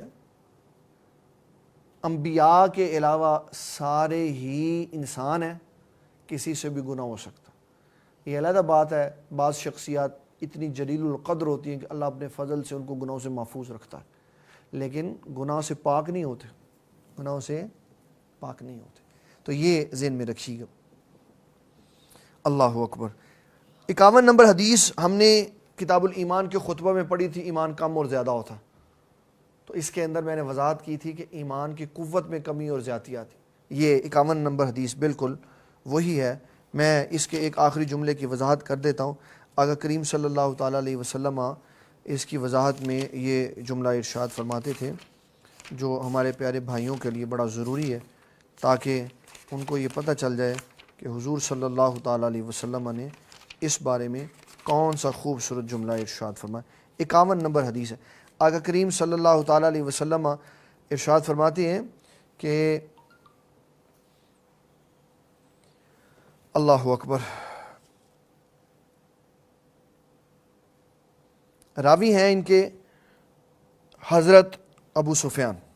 حضرت ابو سفیان کہتے ہیں کہ مجھ سے پوچھا ہیراقل کے بادشاہ نے کہ بتاؤ مصطفیٰ کریم صلی اللہ تعالیٰ علیہ وسلم کے دامن ایمان سے جو شخص وابستہ ہو رہے ہیں وہ کم ہو رہے ہیں کہ زیادہ ہو رہے ہیں؟ تو ابو سفیان نے کہا کم ہو رہے ہیں. تو ہیراقل بادشاہ نے کہا ایمان کی لذت اور چاشنی اتنی ہے، جب وہ کسی دل میں بس جاتا ہے تو اس کو حشاش بشاش کر دیتا، اس دل کو اسلام حشاش بشاش کر دیتا ہے، پھر کوئی پسند ہی نہیں کرتا میں اسلام چھوڑ کے کفر پہ چلا جاؤں. یہ اس حدیث کا مرکزی خیال تھا. پھر اس کے بعد حضور صلی اللہ تعالیٰ علیہ وسلم کی ایک حدیث مبارک ہے جو مبنی ہے اللہ تعالیٰ کی حدود کے اوپر. یہ وسیع ٹاپک ہے اور میرا خیال ہے کل جب گفتگو ہوگی تو صرف اسی کے اوپر ہی ہوگی. اس کو پورا اگر ہم اپنے وقت کے اندر کر لیں تو یہ بڑی بات ہوگی. تو آج ہم نے جتنی گفتگو کی ہے اس میں ہم نے حدیث 45 سے لے کر 51 تک ہم نے حدیثیں پڑھی ہیں. 6 حدیثیں آج ہم نے سنی ہیں اور ان کا خلاصہ سنا ہے. اور میں آپ کو یہ بات بتا دیتا ہوں، میں نے ایک دفعہ ایک بہت بڑے علامہ صاحب کو واعظ کرتے ہوئے سنا. او ہو اتنے بڑے علامہ تھے کہ پاکستان میں ان کے پائے کا کوئی علامہ نہیں ہے.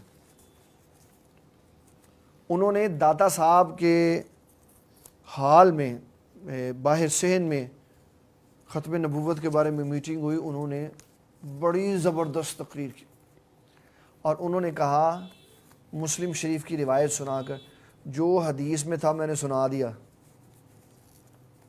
پھر ان کے استاد زیغم اسلام کھڑے ہوئے، حجت الاسلام عرفان شاہ مشہدی زیدہ شرفو کھڑے ہوئے.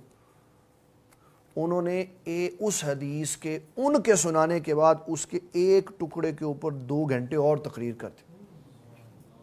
انہوں نے پھر کہا علامہ صاحب آپ کو کس نے یہ اختیار دیا کہ آپ یہ جملہ کہیں کہ جو حدیث میں تھا وہ میں نے سنا دی؟ 1400 سالہ تاریخ میں کوئی یہ دعویٰ نہیں کر سکا جو حدیث میں تھا میں نے سنا دیا. ہر بندہ اپنی طاقت اور اپنی قوت کے مطابق حدیث کا ترجمہ کرنے کے بعد کہتا ہے او کما قال رسول اللہ صلی اللہ علیہ وسلم، مجھے جو آتا تھا میں نے سنا دیا، اس حدیث کے اصل معنی اللہ جانے، اللہ کے رسول جانے۔ کوئی یہ نہیں دعویٰ کر سکتا میں نے حدیث کے اندر سے ہر بات سنا دی۔ بابا جن کی ہے وہ تو جوامع الکلم ہے، ان کے تو ایک لفظ میں پوری دنیا بند ہو جاتی۔ ہم جو کر دیتے ہیں، ہم اس کا کچھ نکال دیتے ہیں، استغفر اللہ معاذ اللہ ثم معاذ اللہ۔ مطلب یہ ہے کہ حدیث کو آسان کر کے بندوں کو سمجھا دیتے ہیں کہ وگرنہ اس کے ایک بخاری شریف کی حدیثیں، مسلم کی حدیثیں، ترمذی، ابو داؤد، نسائی، ابن ماجہ اور پوری کتب حدیث کی ساری حدیثوں کا ایک لفظ بھی کما حقہ کوئی سنا دے، یہ بہت بڑا دعویٰ ہے۔ اور مومن یہی کہہ کے اپنا سر جھکا دیتا ہے کہ مجھے جو آتا تھا میں نے سنا دیا، باقی اس کے معنی اللہ جانے، اللہ کے رسول جانے۔ تو ہم صرف اس لیے یہاں بیٹھتے ہیں کہ ہم حضور پاک کے دربار میں اپنی حاضری لگوا دیں کہ ہم حضور پاک کی حدیث سن بھی رہے ہیں، سنا بھی رہے ہیں، بخشے جائیں۔ کیسے پتہ چلے گا اللہ تعالیٰ ہم سے راضی ہے؟ سمپل سی بات ہے، جب آپ گناہ چھوڑ دیں گے اور جب آپ عبادت کریں گے تو عبادت آپ کو لذت دے گی، تو پتہ چل جائے گا اللہ راضی۔ بیوی فوت ہو جائے تو خامد اسے دیکھ سکتا ہے، یعنی بالکل دیکھ سکتا، ساری زندگی تو دیکھتا رہا ہو، دیکھتا رہا کہ نہیں؟ تمہیں کیوں پتا تھوڑا تو ویاہ ہی نہیں ہوا؟ جنہیں تو ویاہ انہوں کو پوچھ رہے ہیں۔ ہاں جی جناب، انہوں یقین ہی نہیں ہے کہ میں ویکھنا کہ نہیں۔ بابا دنیا میں رہتے ہو، مان لو شادی ہو گئی ہے، دیکھ سکتا ہے جناب، دیکھ سکتا ہے، اس کو ہاتھ لگا سکتا ہے اور اس کی چارپائی کھینچ سکتا ہے، اس کو دائیں سے بائیں کر سکتا ہے، سارا کچھ کر سکتا ہے۔ صرف ممانت ہے کہ اس کے جسم کے اس حصے کو ہاتھ نہیں لگا سکتا جس کے اوپر کپڑا نہیں ہے، جس کے اوپر کپڑا نہیں ہے۔ اس کے علاوہ کپڑے کے اندر سے اس کو ہاتھ لگا سکتا ہے، اس کی کروٹ اگر وہ چارپائی پہ ٹیڑھی ہے اس کو کھینچ کے سیدھا کر سکتا ہے، اس کو کندھا دے سکتا ہے، اس کو قبر میں اتار سکتا ہے، سارا کچھ کر سکتا ہے۔ صرف اس کے ننگے بدن کو ہاتھ نہیں لگا سکتا۔ نکاح ختم ہو گیا۔ نماز کو اللہ تعالیٰ کا تحفہ کہتے ہیں۔ کوئی شخص اس تحفہ میں دی گئی سنت فرائض میں کمی بیشی نہیں کر سکتا۔ بالکل صحیح ہے، نہیں کر سکتا، کرنی بھی نہیں چاہیے۔ میں یہاں ایک اللہ والے کا آپ کو سنا دیتا ہوں نچوڑ۔ کہا کہ فرائض سونے کا محل ہے، واجبات چاندی کا محل ہے، سنتیں لوہے کا محل ہے اور نوافل مٹی کا محل ہے۔ جو یہ چاہتا ہے کہ شیطان سے اس کے سونے کا محل محفوظ رہے، وہ شیطان سے اپنے مٹی کے محل کی حفاظت کروائے۔ شیطان پہلے کہے گا آج نفل چھوڑ دے، جیسے شیطان کہہ رہا ہے، دیر نہ سمجھ لگی، نفل چھوڑ دے۔ پھر وہ کہتا ہے چل سنتے بھی چھوڑ دے، پھر وہ کہتے ہیں ان واجبات بھی چھڑ دے، پھر آخری حملہ کرتا ہے چل کوئی گال نہیں قضا کر کے پڑھ لیں۔ تو جس نے اپنے سونے کا محل بچانا ہے وہ اپنی مٹی کا محل بچائے۔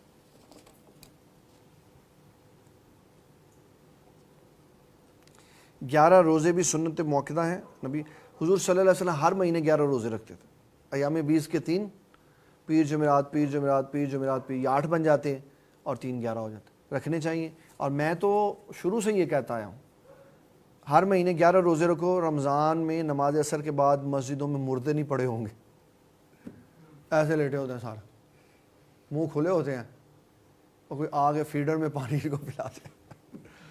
نہیں، اگر 11 روزے سارے مہینے ہر مہینے میں رکھو نا تو یقین مانے رمضان میں روزہ محسوس ہی نہ ہو، کیونکہ معدے کو عادت پڑ گئی ہو۔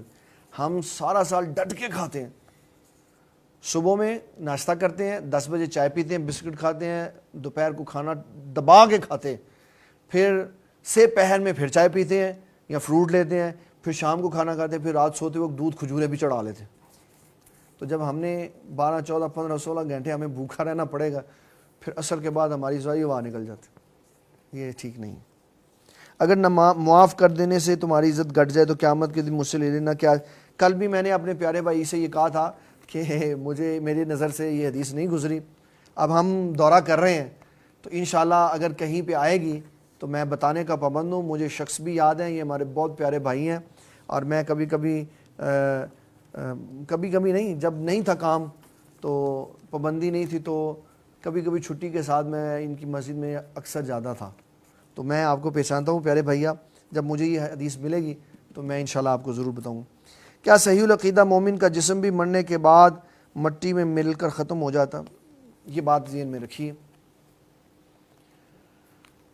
نبی صلی اللہ تعالیٰ علیہ وسلم نے جو حکم ارشاد فرمایا اس کی ترتیب کیا؟ ایک صحابی نے حضور پاک صلی اللہ علیہ وسلم کا فرمان عظیم سنا. آپ نے فرمایا کہ جب تم مجھ پر درود شریف پڑھتے ہو تو تمہاری آواز مجھے پہنچ جاتی ہے. تو آقا کریم صلی اللہ علیہ وسلم کے فرمان کو سننے کے بعد ایک صحابی نے کہا حضور وبعد وفاتی کا, جب آپ وصال کر کے قبر شریف میں چلے جائیں گے پھر بھی ہمارے درود کی آواز سنیں گے؟ تو آپ نے فرمایا ان اللہ حرم علی الارض ان تاکل اجساد الانبیاء فنبی اللہ حی یرزق. اللہ تعالیٰ نے زمین کی مٹی پر حرام کیا ہے, وہ کسی نبی کے جسم کو نہیں کھا سکتی. اللہ کے انبیاء قبروں میں زندہ ہوتے ہیں, انہیں رزق بھی دیا جاتا ہے. انہیں یہ رزق کا معنی بڑا وسیع ہے. اولاد بھی رزق ہے, بیویاں بھی رزق ہیں. ہاں جی ٹھیک ہے نا, بیویاں رزق ہیں. کیا ہیں؟ اللہ فرماتا ہے میرے انبیاء کو ان کی قبروں میں رزق دیا جاتا ہے. ہاں جی, میں اس کی اس سے زیادہ وضاحت پھر کسی اور وقت میں کروں گا, بعد میں کریں گے, پہلے ابھی میں آپ کو اس کے بعد. دوسری بات, حافظ قرآن اس کے جسم کو بھی قبر کی مٹی نہیں کھاتی. سارے ہی صحابہ حافظ قرآن تھے, سارے تابعین تبع تابعین حافظ قرآن تھے. پھر فرمایا کہ شہید کے جسم کو مٹی نہیں کھاتی. اگر کوئی بندہ 5 وقت کی نماز پڑھتا ہے, اس کو قبر میں رکھا اور قبر کی مٹی اس کو کھا گئی, تو یہ اس کے گناہگار ہونے کی دلیل نہیں ہے. یہ اس کے گناہگار ہونے کی دلیل نہیں ہے, کیونکہ قبر کا اصول ہے جو اس کے اندر آئے گا قبر کھا جائے گی. ہاں, عزت اور عظمت اور وقار یہ ہے کہ سال 2 سال 10 سال کے بعد جب کسی کی قبر کھولی تو وہ بالکل ریشم کی طرح لف لف کرتا ہوا بندہ موجود تھا, تو کہا جائے گا اس پہ اللہ نے خاص کرم کیا. اسی لیے اسلام نے قبر بند کرنے کے بعد کھولنے کی اجازت نہیں دی, تاکہ غیب ہی رہے اور عزتوں کے اوپر پردہ پڑا ہی رہے. یہ نہ ہو کوئی کسی کو بڑا پکا نمازی سمجھتا ہو تو جب اس کی قبر کھودی جائے تو اندر کچھ بھی نہ ہو, یار تو بڑا پکا نمازی سی, ادھر کی بنے تو ساڈا کی بنے گا. اس لیے پردے کو پردے میں رہنے دی. قبر ہر ایک کو کھا جاتی ہے, قبر ہر ایک کو کھا جاتی ہے, سوائے ان کے جن کا استثناء کیا گیا. ان کے علاوہ جو بچ جائے قبر اس کو نہ کھائے, سمجھو اللہ نے اس پہ بڑا خاص کرم فرمایا. یہ آن ایئر ہے بات.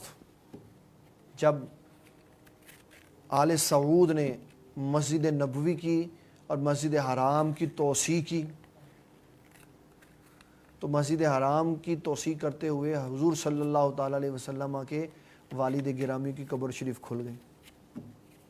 آپ کا جسم, اس کی نورانیت کا تو کوئی بھی اندازہ نہیں لگایا جا سکتا.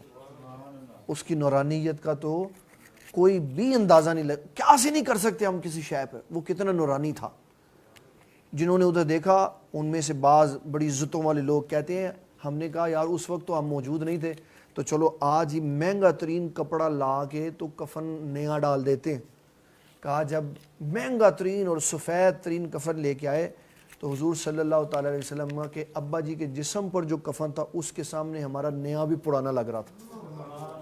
آن ریکارڈ بات ہے.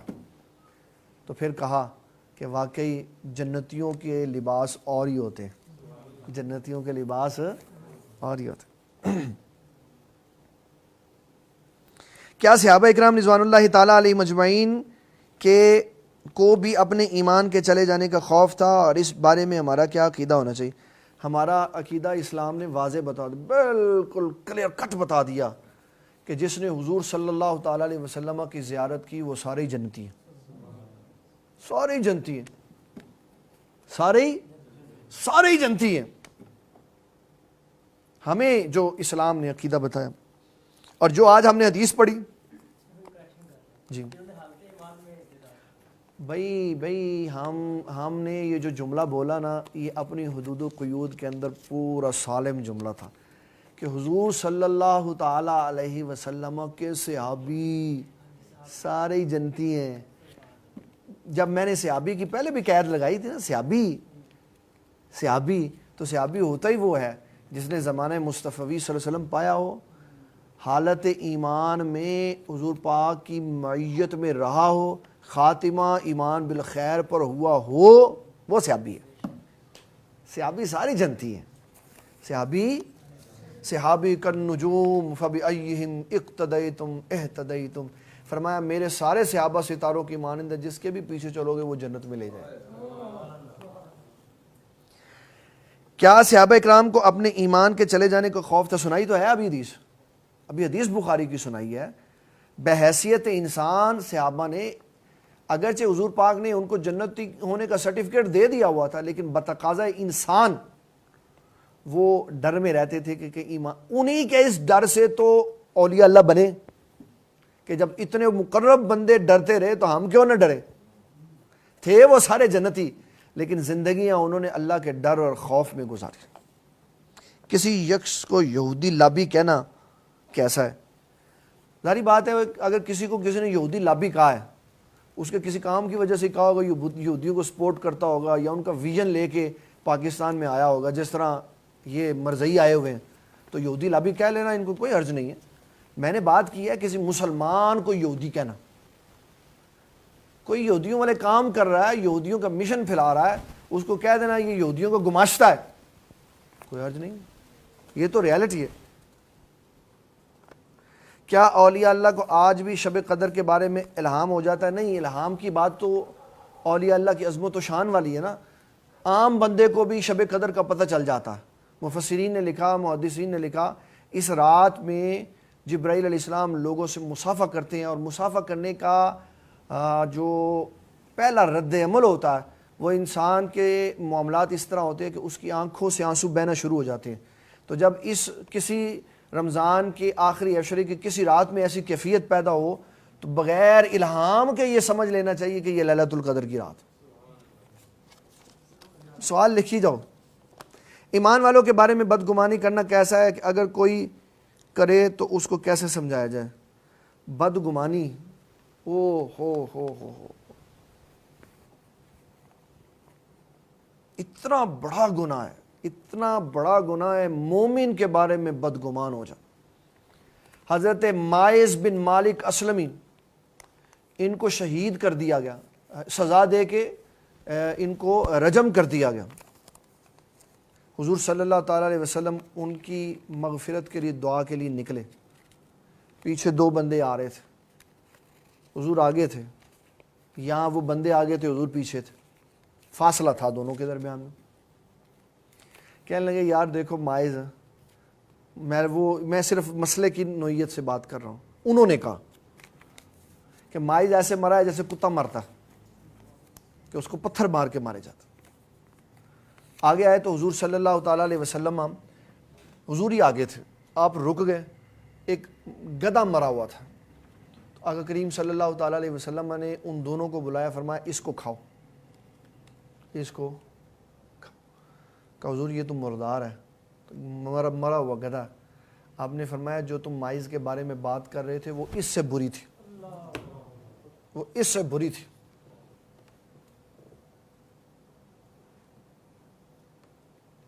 غیبت اتنا بڑا گناہ۔ ہم بحیثیت قوم مسلمان، ہمارا جو یہ مشرقی سسٹم ہے نا، اس میں ہماری رگ و ریشے میں کوٹ کوٹ کے غیبت بھری ہوئی ہے۔ جو نہیں ہے نا ہم نے اس کے بارے میں بات کرنی، پھر او دی سنا، پھر او دی سنا، پھر اور کوئی گل سنا، پھر او دے بارے ہی دس، پھر او دے بارے ہی دس۔ مجھ سے میرے بارے میں پوچھو میں کون ہوں، میں کہوں گا میں دنیا کا سیاہکار، بدکار اور سب سے بڑا گنہگار میں ہوں۔ مجھ سے میرے بارے میں پوچھو۔ یقین مانے، میں نے بابا جی نگینہ صاحب رحمۃ اللہ علیہ کی ایک بات سنی، میری آنکھوں سے آنسو بہنے شروع ہو گئے، یار اتنے بڑے ولی اللہ وہ یہ بات کہہ رہے ہیں. میں ادھر گیا حویلی لکھا نہیں پتوں کی سے آگے وہ مجھے کسی گاؤں میں لے گئے. وہاں بابا جی نگینہ صاحب رحمۃ اللہ علیہ ہر سال واز کے لیے آیا کرتے تھے. تو وہاں کے جو صدر صاحب تھے انہوں نے ایک واز بابا جی کا بیان ریکارڈ کیا ہوا تھا، وہ مجھے سنایا.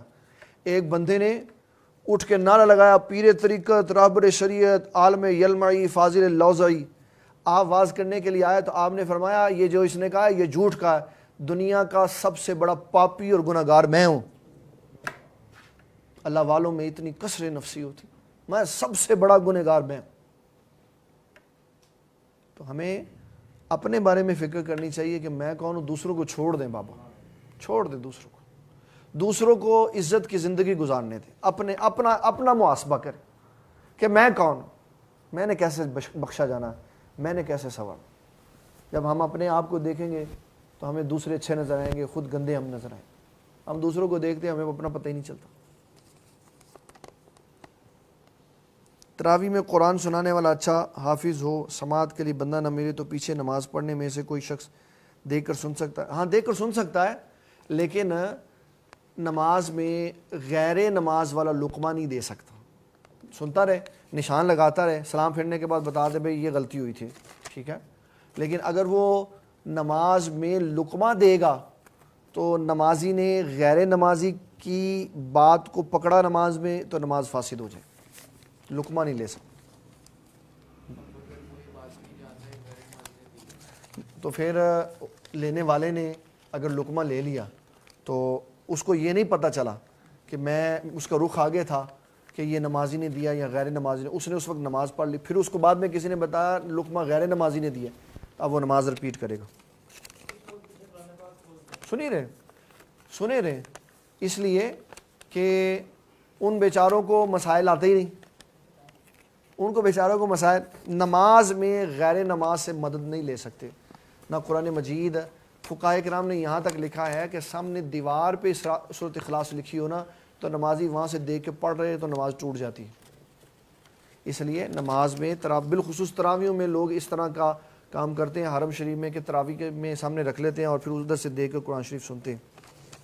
ایسا نہیں کریں. مرد اپنی بیوی کو غسل دے سکتا ہے یا بیوی اپنے شوہر کو غسل دے سکتی ہے؟ اگر دے سکتی ہے تو کس حالت؟ نہ مرد اپنی عورت کو غسل دے سکتا ہے نہ عورت اپنے مرد کو غسل دے سکتی. مرد مردوں کو غسل دے، عورتیں عورتوں کو غسل دے. یہ جن کے لیے خاصا تھا انہوں نے کر لیا اور کسی کے لیے نہیں.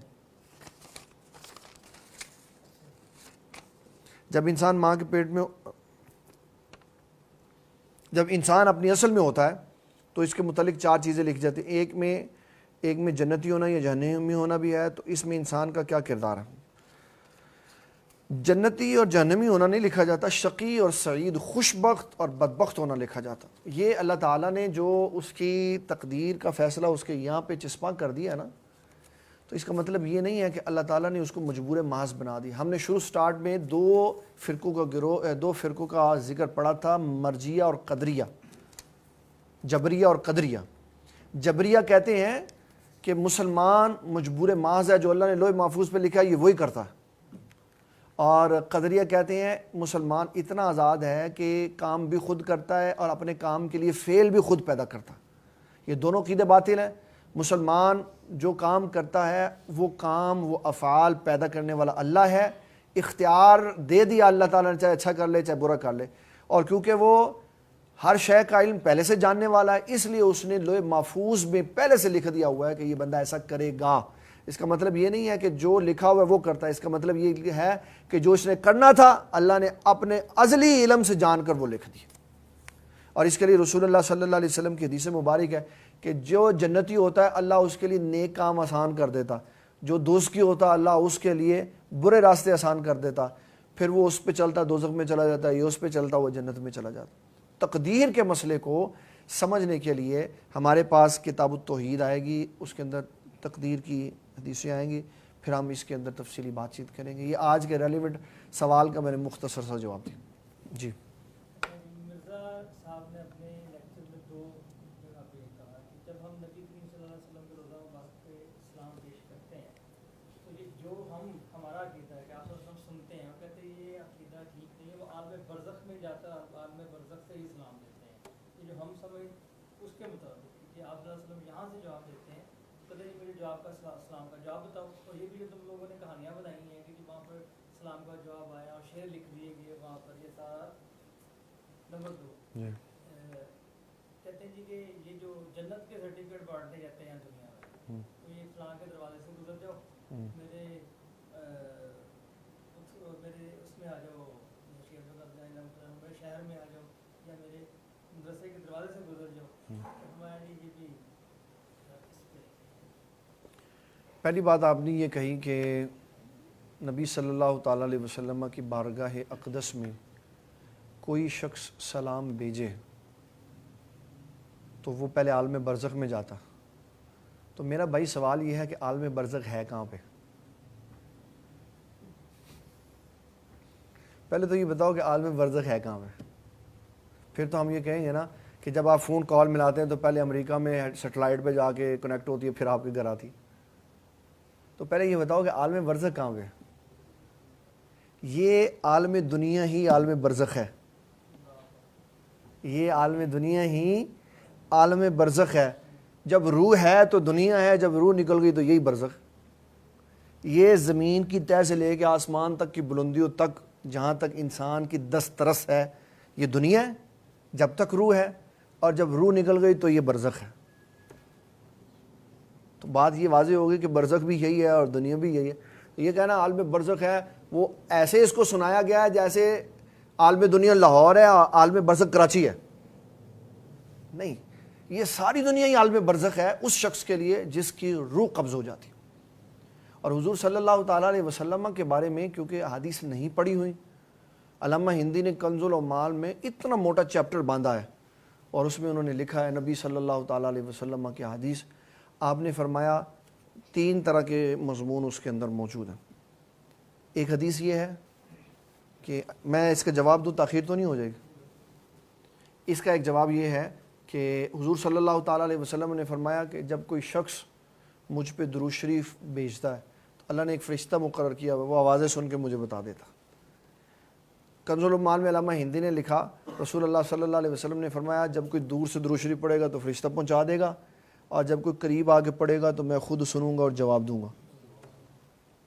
پھر ایک حدیث آئی, اس میں یہ کہا گیا کہ نبی صلی اللہ تعالیٰ علیہ وسلم نے فرمایا کہ جب کوئی فوت ہو جاتا ہے تو پھر اس کی روح نکل جاتی ہے, اور جب حساب و کتاب ہو جاتا ہے پھر اس کو کہہ دیا جاتا ہے نم کا نومت العروس, ایسے سو جا جیسے پہلی رات کی دلہن سوتی ہے. پھر اس کو سلا کے پھر روح نکال لی جاتی ہے. پھر جب کوئی اس کو ملنے کے لیے آتا ہے تو روح اس کے جسم سے جوڑ دی جاتی. کہتے ہیں حضور پاک کے ساتھ بھی یہ ہوتا ہے. اس کو عقل ہی نہیں آئی بے وقوف کو یہ بات کرتے ہوئے. بھائی بات تو پہلے یہ بتاؤ کہ ابے سے ملنے گیا پتر تو مل کے چلا گیا واپس, تو ابا جی کی روح چلی گئی واپس. تو نبی صلی اللہ علیہ وسلم کے پاس تو پہلے دن سے 70,000 فرشتے صبح کھڑے ہوتے ہیں, 70 شام کو کھڑے ہوتے ہیں. کوئی ایک لمحہ آیا ہی نہیں کہ کوئی وقت ایسا گزرا ہو جب حضور کی بارگاہ میں کوئی فرشتہ نہ کھڑا. فجر میں بھی 1:40 ہو جاتے ہیں, عصر میں بھی 1:40 ہو جاتے ہیں. پہلے جاتے تب ہیں جب دوسرے آ جاتے ہیں, دوسرے جاتے تب ہیں جب تیسرے آ جاتے ہیں. تو حضور صلی اللہ تعالیٰ علیہ وسلم کی روح مبارک نکلتی کب ہے جو واپس لوٹتی. اس کے لیے علماء نے متفقون علیہ یہ نظریہ سنایا کہ صرف تب ہی نکلی جب کل نفس ذائقۃ الموت کا مزہ چکھایا گیا, اس کیفیت سے گزارا گیا. اس کے بعد آپ کی روح مبارک ایسی آپ کے جسم مبارک کے اندر ڈالی کہ قیامت تک دوبارہ نکلنے کا موقع کبھی نہیں آیا.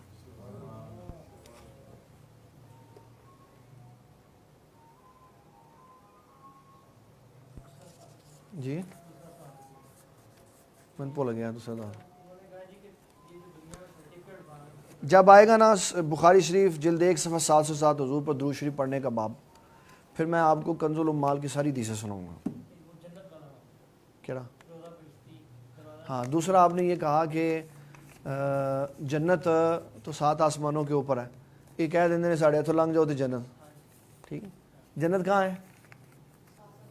7 آسمانوں کے اوپر. اے جنتی دروازہ لا دیتا. مولانا عمر اشری صاحب رحمۃ اللہ علیہ, ان کے صاحبزادے مولانا عبد التواب صدیقی صاحب, وہ ایک دن دورہ حدیث کراتے ہوئے کہنے لگے کہ میرے ابا جی کو ایک بندہ ملا جب میں بابا فرید گنج شکر کے وہاں سے ہو گیا تو ایسے ہوں گے آپ نے میں کی سنگنا کہنا میں سنے بابا فرید دا جڑا دروازہ جنتی ہے تو اتوں لنگ کے آیا میں دیکھ رہا تیرے چ جنتی دی خوشبو آتی کہ تو علم والے تھے اور کہنے وہ بے وقوفا تین پتہ نہیں جنت دی خوشبو بھی جنتیاں نو آڑی تین تھوڑی آ رہی ہے تو جنی مرضی سن لے تیرو تو حضور پاک نے فرمایا حدیث ہے کہ جنت کی خوشبو سب سے کم مومن کو 1000 میل کے مسافت سے شروع ہوگی وہاں تک آئے گی یعنی مومنوں کی جہاں تک حد ہوگی وہاں تک خوشبو جائے گی جو اتنی تیز پک والے ہوں گے 1000 میل سے دیکھ لیں گے 1000 سال کی مسافت سے کچھ 500 کچھ 100 کچھ 50 کچھ آگے آتے خوشبو آئے گی تو جو کافر ہوگا تو اس کو خوشبو ہی نہیں آئے گی تو آپ نے بڑا تگڑا سا جواب دیا فرمایا جنت کی خوشبو تو جنتیوں کو آنی ہے جہنمیوں کو تو آنی نہیں ہے تو پاویں جنا مرضی سن لا یہ تو تھا پھکی یہ کیا تھا پھکی ذلیل سا نام رکھا پھکی ابھی اس کی بات نہیں آئی بعد میں کرتے ہیں پہلے میں آپ کو اس کی دوسری بات کی طرف لے کے چلتا کہتے ہیں جناب میرے دروازے سے گزر جاؤ تو تم جنتی ہو یہ جو اللہ تعالیٰ کے بندے ہوتے ہیں نا یہ صاحب اختیار ہوتے ہیں یہ بخاری نے کہا وَلَئِن سَأَلَنِي لَأُعْطِيَنَّهُ اللہ فرماتا ہے میرے بن جاؤ تو جو مانگو گے میں دے دوں گا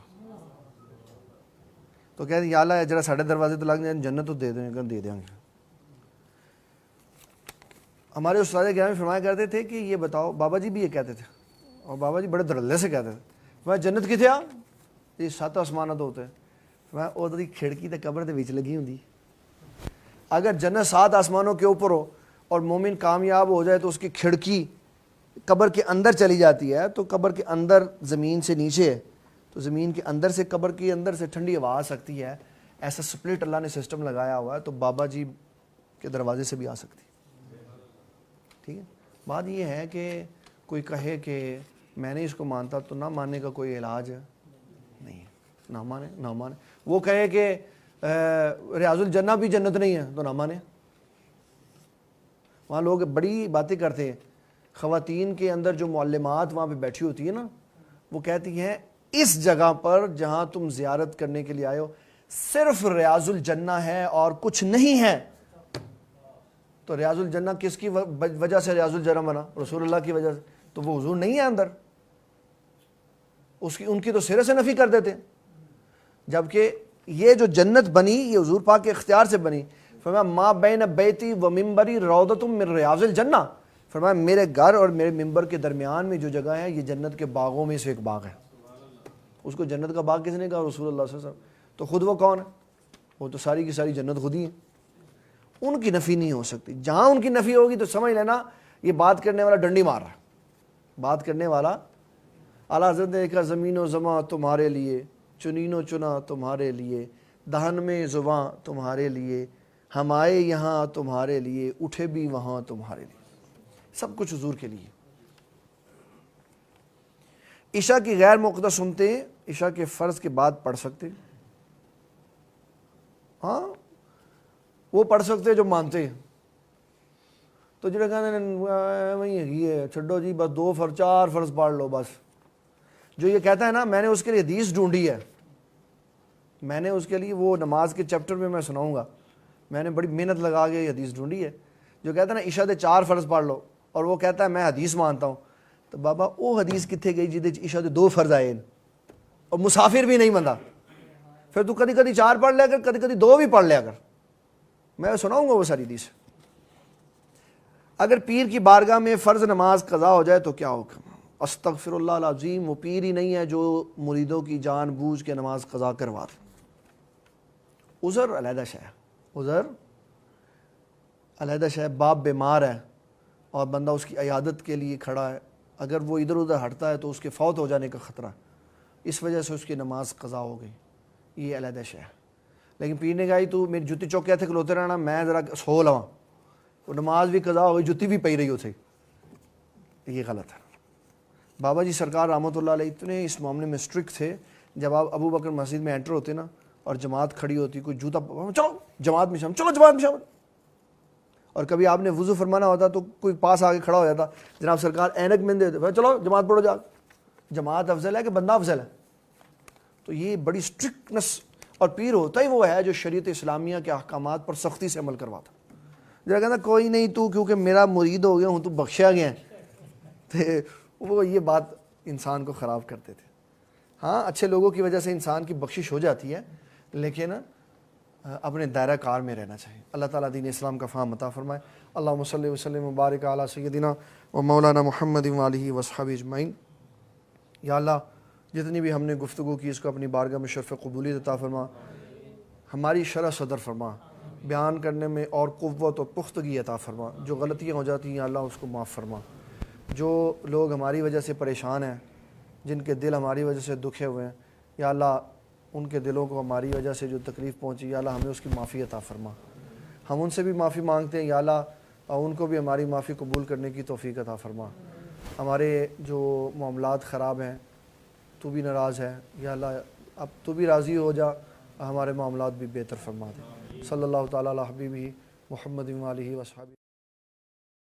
مجھے دین اسلام سے پیار ہے, مجھے دین اسلام سے پیار ہے, مجھے دین اسلام سے پیار ہے, مجھے دین